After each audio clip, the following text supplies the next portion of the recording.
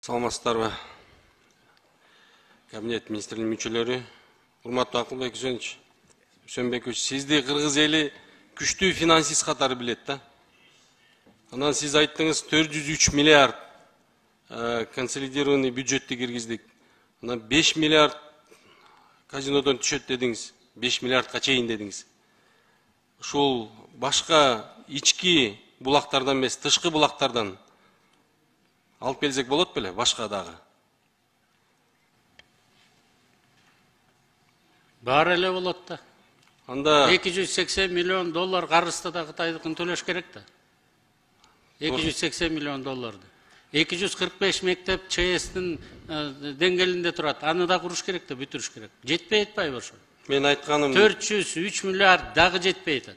Сиздердин эле запросту карай турган болсок, бизге дагы минимум 80 миллиард сом акча керек.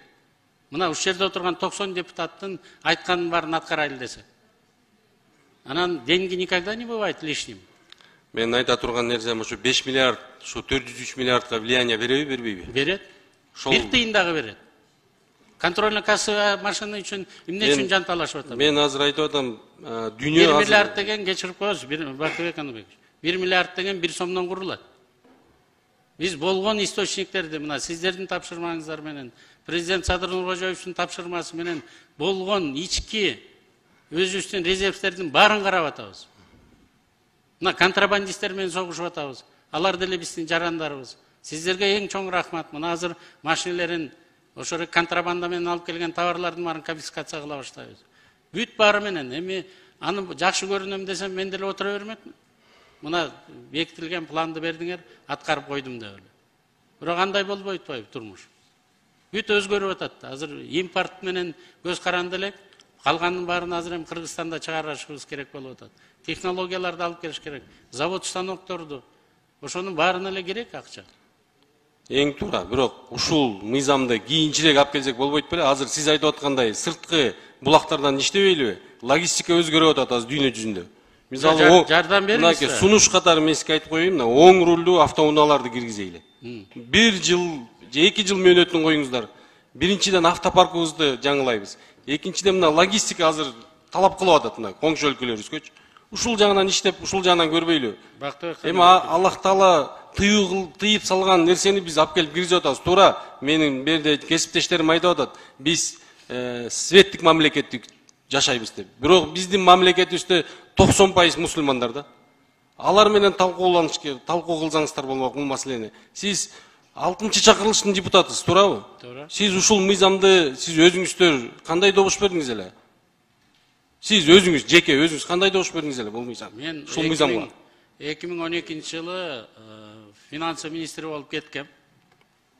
Мен каршы болгом. Мынакей. Финансы министр катары жаппай эле койгула деп сурангам, бирок тилекке каршы биздин коллегалар ошол эркинде ушундай чечим кабыл алган. Мунун тарыхын айтып коеюн сиздерге.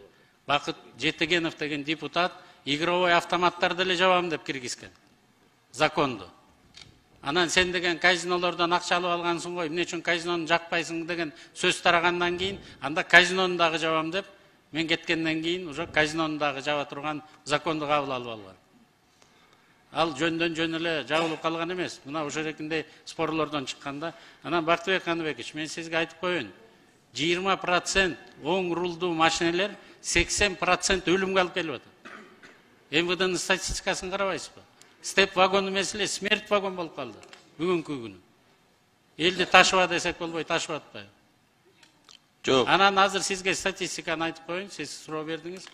1 миллион 415 миң машина бизде учетто турат.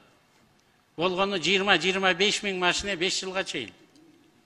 Bir 100 машинеге чейин, 100 миңге чейин машинебиз, bir 10 жылга чейин экен. Калган 1 миллион 200 миң машина 15 жылдан ары экен, эски машиналар экен. Ошонун ичинде оң рулдуу машиналар дагы бар. Биз каршы эмеспиз, бирок азыр иреттеп алайлы да. Азыр мына МВДга бердик, 2 эсе ДТПнын баарын азайтсын дедик. Азыр ушул эки оң рулдуу машина менен элдерди перевозкасын токтотолу деп токтото албай атабыз да.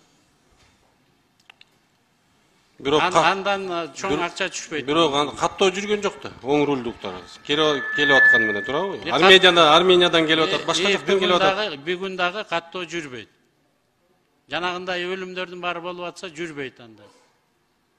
Өлүмдөрдүн баарын эреттеп алайлы, ДТПнын баарын азайтайлы, 2 эсе 3 эсе. Балдарыбыздын баарын азыр мына школдордун баарын жаап атабыз.